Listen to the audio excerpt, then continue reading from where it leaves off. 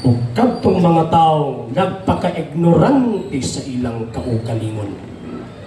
Ano nagpaka-ignorante man, kibutahan man nila ilang mga mata. Ay dapig maguha na akong pundok, bisigit mo ko ng Amerikano. Ay, ebidensya.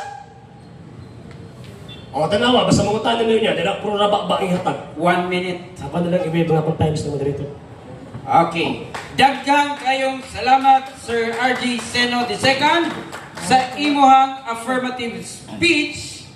Ubos sa timuhang nga nagkanayon ang Romano Katolikong Iglesia, gitukod ni Kristo sumala sa Biblia ug standard nga referensya. Ug karon mga higala, sa di patang padayon.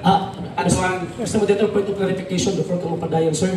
Nakado ko mong ko sa akong katbang ganina nga basig karon daw mo-object daw po ko. Dagan daw objection. Basig pwede mo yun siya. Ba kini karon pag naay objection pindi. Dili ang as a rule ang affirmative constructive speech walay interruption. Okay? Let the negative and affirmative side do his constructive speech, and then whatever is mga wala ni mo yun na dito na ihaom sa My point, Mr. Moderator, is allergy man sila sa word nga objection kung ako mo balog. Mo na gusto niya ko nga tagaan ako sa partida kung baga. Pag ako makabarog ko nga dili ko object.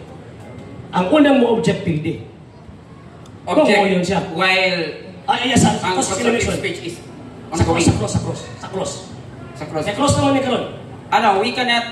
We cannot make modifications sa ato ang rules kung sanay na pirmahan. Whatever our legal actions, dili ta So, ang inyong objection sa ato ang rule ha, the central figure of the debate order